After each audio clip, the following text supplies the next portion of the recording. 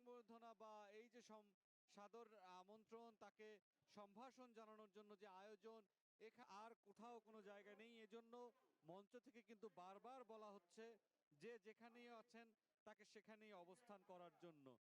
এত বেশি মানুষের যে ভিড় হয়েছে, এই ভিড়ের ফলে বেশ কিছু নেতা কর্মী কুড়িল অভিমুখে যেই ফ্লাইওভারটি, সেই ফ্লাইওভার অতিক্রম করেছেন বেশ কিছু সময় আগেই বিএনপির ভারপ্রাপ্ত চেয়ারম্যান তারেক রহমান। তবে তার যে এই মঞ্চ পর্যন্ত এসে পৌঁছার ক্ষেত্রে যে সময়টুকু বিঘ্ন নিরাপদ রাখার জন্য বেশ কয়েকটি জায়গায় প্রতিবন্ধকতা তৈরি করা হয়েছে, সাময়িক প্রতিবন্ধকতা।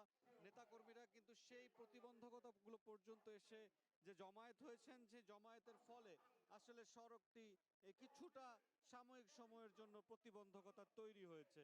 সেই প্রতিবন্ধকতা সরিয়ে দেওয়ার জন্য বিএনপির যে স্বেচ্ছাসেবক বাহিনী, তাদের যে নিরাপত্তা বাহিনী, তারা যেমন তৎপরতা দেখাচ্ছেন, পাশাপাশি পুরো যৌথ বাহিনী মিলে যে গাড়ি বহরটিকে করা নিরাপত্তা বলয় দিয়ে নিয়ে আসছেন, তারাও কাজ করছেন। গাড়ি বহরের সাথেই আমাদের সহকর্মী আহমেদ সালেহীন আছেন। আমরা সালেহীনের কাছ থেকে আরো কিছু শুনে। প্রিয় ভাইরা,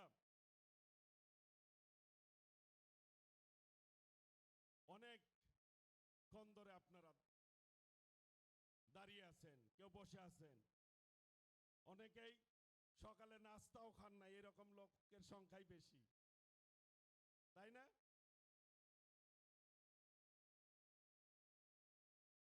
অনেকে রাতের বেলায়ও খান নাই, না খেয়ে এখানে দাঁড়িয়ে আছেন। উদ্দেশ্য কি? একটি সুন্দর সমাবেশ হোক, এটাই আমরা চাই, তাই না? সেই জন্য সবাই কষ্ট করছেন। আপনাদের কষ্টের প্রতি সম্মান দেখাই, শ্রদ্ধা জানাই যে আপনারা সর্বোচ্চ ত্যাগ স্বীকার করে আজকের এই সমাবেশকে সফল করতে চান। তাহলে সকলেরই তো দায়িত্বশীল হইতে হবে, নাকি? একজন হইলেন আর একজন হইলেন না হবে?